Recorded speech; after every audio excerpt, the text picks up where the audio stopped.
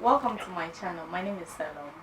You can also call me Ghanavi, and this is the first ever interview on this channel. And this conversation is between myself and a very big gentleman. He has a heart as big as the ocean. He's been doing a lot of stories from prison, granting release to condemned prisoners, and a whole lot of people who have been condemned or like put behind bars. And he has also supported people by paying their medical bills and a lot more. We can't talk about it all. So yes, I have him here and we are going to have a conversation with him. His name is Mr. Oppong Kwarteng. Yes, so Mr. Kwarteng, welcome. Yeah, thank you. Forgot to add the Oppong, which is my favorite name. Yeah. And I'm happy. I just heard in your intro that the first person you're interviewing on this particular show, which means that perhaps the luckiest man on earth, right? Yeah, so that's it. Just as you rightly said, I've been doing a lot of work in the prisons over the years, let's say past 6 years. It's a passion that I have. As a journalist, you know the difficulty in having access to prisons as journalists, because prison authorities usually over the years come up with the security excuse that the prison is a security institution, and so they don't want anything that would sort of undermine the security architecture, because a lot goes into keeping of prisoners. That has been the argument over the years, but it's also important to know that those who take care of prisoners should also have a sense of accountability and responsibility. So without access, how do we know if there are infractions of the law in the prisons? How do we know? So it was one visit to the prisons, and then I was shocked to see pure infractions of the law. People who have been on remand and their prosecutors, for instance, have been transferred. Who was going to speak for them if they don't allow journalists in? But it was a tall order. I didn't have it easy, but perhaps I was lucky during that time. There was this woman, Matilda Bafowa. She was the Director General of Prisons then. Okay. And then, which year was that? Yeah, I think about 4 years ago, she's retired. Yeah, 2016. She's retired now. So if Madam is watching me now, all that I'll say is, Madam, may God richly bless you for giving me that opportunity. You defied the odds, because no Director General of Prisons would allow that. So that's how the journey began, and you've done a lot, as you know yourself. Today, many people know what is happening in Ghana's prisons, unlike before. We've done a lot of stories. We've done a lot of advocacy for reforms within the criminal justice system. We have gotten support to pay the fines of many first-time offenders who would have been languishing in jail for indulging in petty offenses. Well, your stories or the work you do with your foundation, a lot of things. People love what you are doing, and then the feedback you get from the videos you post, they're a lot and heartwarming. So far, how many prisoners have you saved through your foundation? Yeah, save is relative. So let me say, those we have personally intervened for their release by paying their fines, it's around 647. Wow. 647 petty offenders. We've had, some wonderful individuals. We have Christian Nachu, for instance. He's played a very important role. He has, through our foundation, paid for the release of over 300. Oh, 300 petty offenders. And we just don't release them. We have the ex-convict reintegration project. So when they are released, we get something for them to do. If you just go to the streets of Pashiman, I guess you see people who are selling on the streets. These people could have gotten back to crime. But because of the ex-convict reintegration project that we've launched, helping most of them. Recently, we did a story on Ajekum, who had been at the Ewutukan prison. He was convicted for 5 years. He got released, and then we opened a shop for him, ostensibly after before that, he was a tailor. He learned the trade at the prison. And then when he came out, got a job.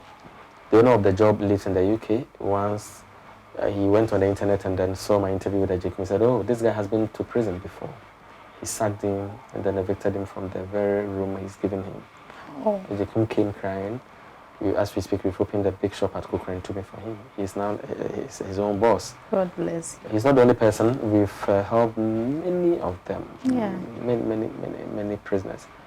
It's a pity that for so many years we don't have any law on community service. The non-custodial sentencing bill has been in Parliament for so many years. Just a few days ago, I don't know whether to call your interview a coincidence, that the Vice President, Dr. Alhaji Bawumia, he's come out to say that the government is going to push for the passage of the non-custodial sentencing bill into law, so that if someone goes to steal a fowl, a banana, these are all petty crimes. Yes. The country is thinking gutters are choked. We could get all these people on the street, they sort the gutters, the streets, plan for food and jobs, but we put all of them into prison. A judge asks the person to pay a fine of 200 Ghana cedi. The person is unable to pay. The person is given 3 years prison sentence. And then so calculate the number of years that the person is going to be in prison, the amount of money government is going to spend to feed such a person against the 200 Ghana cedi they couldn't pay. It doesn't make sense. So we hope that this time also have audience with the Speaker of Parliament about 2 years ago. He also promised to champion the passage of the bill.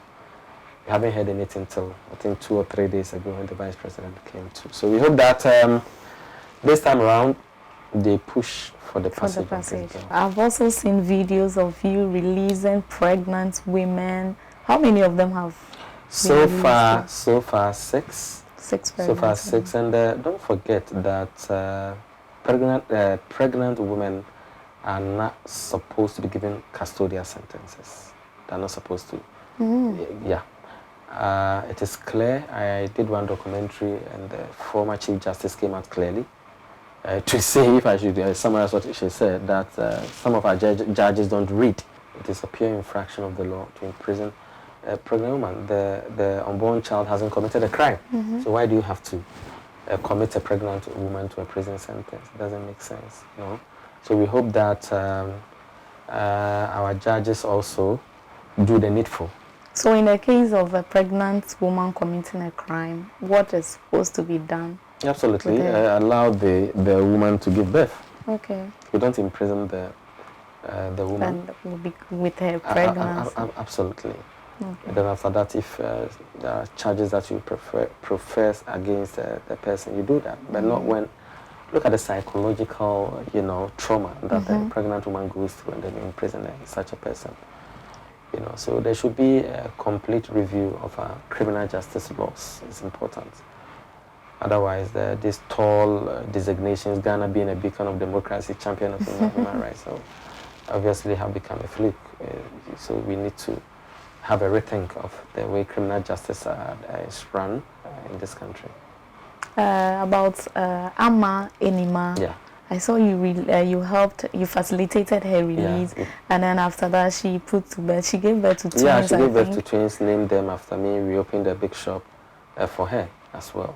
She's not the only one. Akusia Safwa, the Speaker of Parliament called me and then personally paid her fine. Oh. And we also reintegrated her into society. We got something for her to do. Right now she has something to do. So what crimes did these women commit it's funny, to be if you treated look this the case of Akusia Safwa, the husband brought in another woman. Okay. And then the husband was bold to give Akusia Safwa's dress to the new woman to wear. Akusia Safwa had traveled, so the husband didn't know she returned. She returned. The woman returned and realized there was another woman who was even wearing her dress. So it led to a fight. This is natural. The reaction from Akusia Safwa was natural. And I think, I don't know, he hit the other woman with something also. It wasn't that serious. But he was committed to a 3-year jail term. So nothing happened? The woman didn't die? No. It wasn't that serious. That is why the judge imposed a fine on Akusia Safwa. Okay. 1,200 Ghana cedis. He couldn't pay. So the Speaker of Parliament called me, gave me the money to go and pay. So I went to Suhum Circuit Court and paid. and then she was released. You see. And so by then she had spent how many months? She was 7 months pregnant. And then she's been in jail for how many? For 2 months. By the time we went in, she was 7 months. You went early. Yeah. She would have given birth in prison. She's not the only one. These infractions continue to occur. And it's important that those in the justice delivery chain speak about some of these ills. It's not the best. So this story about Madam Salamatu, it's of interest to a lot of people. Yeah. I think I that was the first story I wrote here from your interviews, prison interviews, and a lot of people are interested. They still go onto my YouTube channel to comment on this, and they keep asking. They'll write, Mr. Ibrahim, how far with Madam Salamatu? How far with this case? Yeah, I think we should have done a follow-up. I've also received several calls about Salamatu's case. We did our best. She did an appeal, but unfortunately the appeal was dismissed. I don't want to go to the nitty-gritties of that matter. It's funny, but when everybody thought that her appeal was going to be successful, the judge was changed, it was transferred. Another judge came in. The remaining is history. I don't want to talk about it. So bottom line is her appeal didn't go through, so she's still serving the life sentence. So are you looking forward to doing something about it again? Well, we'll have to revisit the issue. I'm not a lawyer, so it will be difficult for me to give an answer, but I would have to find out whether another appeal could be made. Exactly. Okay. So that question has been answered. Yes. Well, what is your latest project? Yeah, we are doing a lot. Apart from the prisons, we have the, we realize that so many people outside the prisons were living in, we're also living in prisons outside the prison because poverty is a prison. So after numerous visits to the prisons, the calls that we received from the length and breadth of the country, we thought it prudent to also respond to the concerns of people who were in dire need of support. We realized there were so many people who had health challenges. The nature of our national health insurance scheme is not the best. It's not able to cover all ailments. People continue to die in this country on the quiet. So we introduced the health check series, health check under the crime check. Crime check. Exactly. And through that, we've been able to pay the fines of many people who have been detained at the various hospitals across the country. They are poor, their families are poor. It's not deliberate. Nobody, wishes to be at the hospital. It is not a place that you stay for fun. Look at the trauma. People dying in and out. Would you want to stay there? No, never. Yeah, but because these people are poor, they are detained. So someone shows up to pay their bills. And I'm sure you watched one of my documentaries this morning. And it tells it all. There's so many people detained in the various hospitals across the country. Then one thing that is also of a major concern to us is, kidney, liver cases. Most of these cases are very expensive to treat. These ailments are very expensive to treat, and I don't know why poor people rather get this disease. They are getting it in droves. Yeah, it's unfair. You need to do a transplant. And the cost is usually huge. We are talking about $40,000 to $50,000. How do you expect a poor person? Yeah. So you want to use your platform to appeal to government to do something about that, capture such patients, in their nets, economic redeeming nets, so that they can have treatment. I can tell you that the number of people dying from such diseases across the country is staggering. Recently a friend told me about how he lost 2 of his elder siblings because of through kidney absolutely disease. So it's a worry to us, and just as I said, the national health insurance scheme is not able to cater for most ailments. So if you are poor, you just die. Exactly. So you may have watched most of our stories, our health check stories. And then we have the street charity series. You realize there are so many people who are struggling to make ends meet, who are selling on the street. At times you see someone, and then if you look at the things that the person is selling, you ask yourself, how much has gone. But yeah, why are you even selling this? Absolutely. And that is the reality on the ground. People are suffering. So what we do is that we surprise them. Our donors have been fantastic. They are supporting our cause because what we do is open, it's transparent. So if a donor brings something and the donor expects us to give it to the poor, it is given to the poor. The recipient would acknowledge the donor and usually pray for the donor. Who doesn't want prayers? So it's another series that is doing very, very well. It's across. We hope to extend the series to all the corners of this country. It's difficult, you know, that we are a small, big organization, or let me say a big, small organization. We are bigger. And so we pray that with the help of God, we'll be able to reach, many Ghanaians who desperately need our help. And then we have the general charity series. Basically, we also offer support to widows. Widows are suffering in this country. And the media appears to have forgotten them. We've gone silent on them. Just imagine a woman, most of these women are young. They have 3, 4 children. The husband is gone. The family, the stena, it doesn't work here. Absolutely. The widows are usually thrown out. Mischievously, even though the law is completely. They'll even be blamed for the death of their. Absolutely.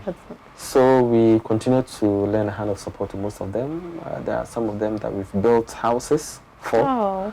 And I'm inviting you 2 weeks away. We are commissioning a house for.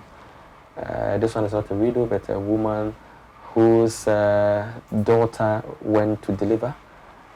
The daughter delivered twins and died afterwards. Is she at Sukura? Oh, Sukura in Accra. Yeah, in Accra. Okay, there's one case to somewhere in the central region. Yeah. I've forgotten the name. Yeah, there's another woman that we've also built Christy. We've also built a 2-bedroom house. Nice. Obaya, Coconut Cellar, we also built 2-bedroom house. And so I'm inviting you 2 weeks away, come. I'll surely be carry there. the story for us. The woman is not even aware. Oh, this is going to be a surprise, so you don't have to mention your name. You may have to carry oxygen along because the house is beautiful and it's fully finished. Wow. Fully finished. And all the support are coming from our donors. You see, the reason why we at times go into such ventures is that most of these people haven't seen big money in their lives. The possibility of them not handling, not taking good care of the money cannot be discounted. So why don't we do something, a capital intensive something that will go a long way to benefit not only the women but the children, the extended family. That is why at times when it's necessary, we don't have to waste donors' money. We have to put it into good use because most of these monies are tithes. The tithes of donors. And you know how difficult most of our donors are in Europe and America. You know how difficult it is to come by money. So you don't waste people's money. We also have to be accountable to our donors. Exactly. So that is the general charity series. We also have the educational support series. Last year we paid the fees of many needy but brilliant students. This year had not been, the COVID has slowed down things, but we pray that it goes quickly so that we continue. I overheard you speak to a lady who called and you were asking her to write her exams? Absolutely. So these are some of the things that confront us on a daily basis. So basically, this is what we do at Crime Check. We hope that we'll be able to add more to what we do. So we need the support of people like you who are well known. So not yet. You share stories so that people get to know. Well, many people get to know what we do, so that we can reach out to those who need our help, and those who also want to support us can come and support us. People call you second God. Second God. No, how do you feel? How do you feel when people call you that? That's blasphemous. It's not good. I'm a Muslim, and one thing that Allah has warned could take people to hell. It's blasphemous associations. You don't compare anybody to God. You don't describe anybody as God. In Islam, it is called shirk, associating partners with God. And you cannot fault some of these people who say that, but that is why immediately they say that, you tell them. I caution them not to do that. I'm just an ordinary individual. I'm doing what I can. to bring smiles to the faces of humanity. There is more joy in helping people than receiving. We're a Christian. It's a biblical teaching. So whatever I do having in mind that one day I will die, and that the good deeds, my good deeds will take me through the difficult journey that we all have to pass through. So it's out of admiration when it's like and you helping someone. Excitement. See, they say it without realizing that they have, it's blasphemous. Exactly. So they say it unconsciously. Yes. Let me put it that way. Okay. Yeah. Sure. Out of happiness, they just want to. They say things that. Sure. Well, it's like your husband. God will help. You are not expecting something special like from a husband, and then you go and then there's the BMW latest. You jump on. Oh, you are my second God. Yeah, these are some of the reasons why I talk that way. How about you talked about community projects? We are building a borehole for Wovu Gumani. It is in the Tamale North constituency. Okay. We did a lot of work during the COVID. Had to go to Tamale twice to respond to the needs of people who were suffering from the economic impact of COVID-19. We send them food, we send them money. And when we got there, we had information that there was a community that was competing with animals for drinking water. And of course, we went there. The cows are there drinking. The human beings are taking it from the same source. So, as we speak, we are building for them. The other communities we are doing same for. We've recently visited one. What was the name of the Manguasi in the Central Region, which also has a huge poor community. Let me put it that way. We also went to support them with food and money. Oh. Last week we were at Nigo Pram Pram to visit a huge HIV community. I saw that. To also get something for them to do. People with underlying health conditions are usually pushed away by COVID-19, and the HIV/AIDS patients have underlying health conditions. So we went to educate them. They need to take care of themselves, but not only to educate them. This is what we call journalism, reporting an impact. We gave them food, we gave them money. Exactly. It's not enough to go and preach when people are hungry. So in our outreach, that is what we have been doing. We support them, we give them capital, we give them food, we give them clothes, we give them shoes. Exactly. So that is what we've been doing. And we are going to do that a lot across the country this year and in the coming years, because we cannot always be in the capital and then help those who are here. There are so many people in the fringes of society who need support. So we have to take the support to them. We don't have to. So let's say yearly, how much do you and your foundation spend? A lot, I can say. We spend a lot of, we're always spending money. Yes, because always someone just people. calls and then be like 5,000 cedis early morning. Absolutely. We spend a lot of money, and don't forget the money is not coming from us. They're coming from our donors, our golden heart donors. Golden heart, I mean that God-fearing people. They are sending money, and as I always say, every money that come to us are given out openly with the names of the donors who send the money, and the beneficiaries are recognizing or acknowledging the donors. That is what we do. So when a donor realizes that the money they send to you have been put to good use, they would want to send more. Yes. Exactly. So we don't keep a peswa. All the monies that come must leave immediately, because these are, wishes between donors and God. These are commitments they have made. So why do you have to keep somebody's commitment? No. That is one reason they keep supporting. Absolutely. Yes, so because they see the work you do with the money. The money is not for you. They feel blessed to be part of this. Absolutely. And most of the donors, so what we do is that we send the videos to every single donor who donates. When the donation is done, we send you the YouTube link. Yeah. And then most of them watch and then weep. They don't cry, they weep. Crying and weeping are not synonyms. They don't know. They are not. So they weep. I'm talking of weep. They weep. It's touching, especially when you know that you've been able to help someone. It is not weeping out of pain or desperation. the joyful tears I'm talking about. So we'll continue, just as I said, to do a lot more this year and in the subsequent years. All we need is your prayers and support. Yeah, definitely, you get that. Sure. You were a journalist. You work with the nation's broadcasting many corporation. people don't know that. So I should mention that. No, that's fine. Many people don't know. Yes, they don't know. Yeah. You work with GBC. Yeah. You are a very big man. I'm not. You have other commitments. Yeah. You are a chevening scholar. Scholar, yes. A proud one, of course. Yes, and you have this job. Yeah. And then, so tell us, why are you doing this? Why Crime Check Foundation? Why are you advocating? I've been with GBC for 13 years. And then I would be, let me use this opportunity to thank GBC for what it has done for me. It gave me that exposure. I remember in 2007, after my master's degree, I was looking young, energetic, you know.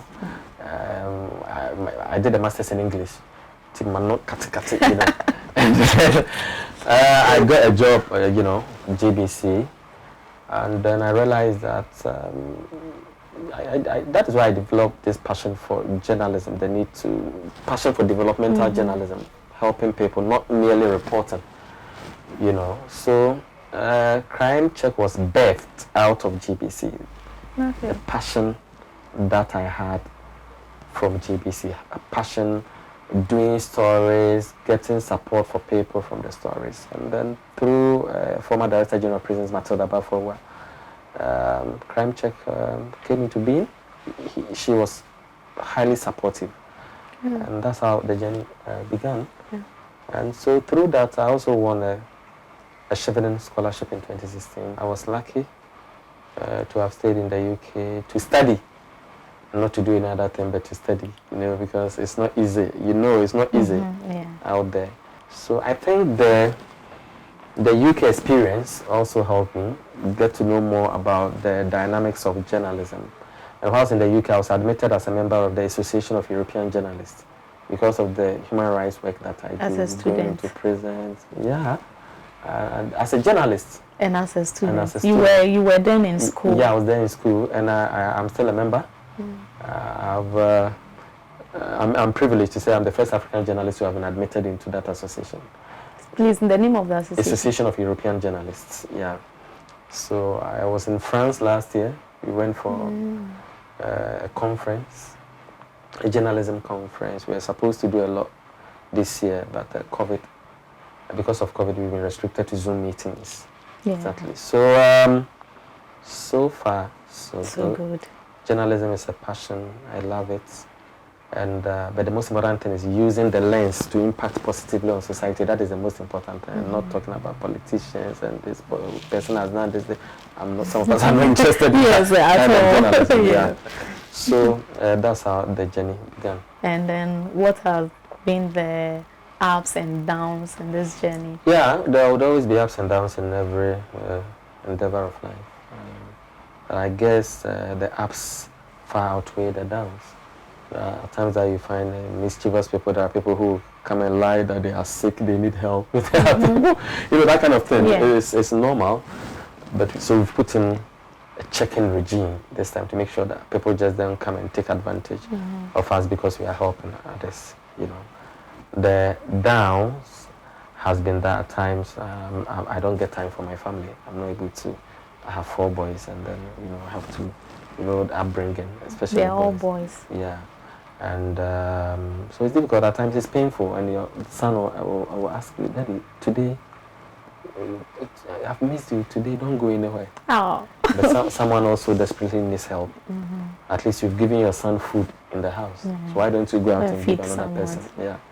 So it's been a challenge, but as far as we are doing this for God, I think that alone is enough to suppress any challenges that may come our way. Some of us see you as an inspiration.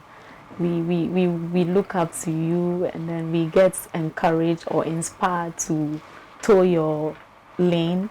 What advice or what words of encouragement will you tell us? Yeah, work. It should be work. Believe in your dream. There'll be occasions where people would want to demotivate you through directly or indirectly, but once is a vision you believe in, and once is a godly, mission. By godly mission, I mean what we are doing is forthright. Mm-hmm. I'm not saying that if you want to go and steal, it's a vision you can do. It can be a good vision. Yeah, and to be successful, there should be downs. There should be downs. Mm-hmm. If you have things smooth sailing all the time, then you should note that there will be a disaster along the line, along the way. But disappointments, failures all come together to enrich one's vision.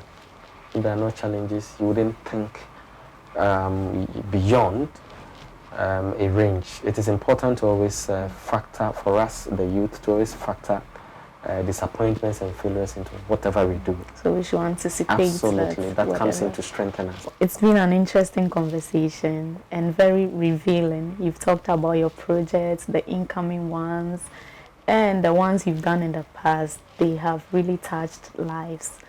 Yeah, so viewers, Mr. Kwarteng has said it all. If there is any support you can give to Crime Check Foundation, please don't hesitate to be part of the donors. It is through your contributions that keep this foundation running. So yes, please do your best to support with anything. You can bring your food stuff, clothes, not the torn ones, of course. But anything that is decent enough for people to wear, and God will definitely bless you. So yes, thank you for staying with us, and Mr. Kwarteng. Thank you too. God bless you. God bless you.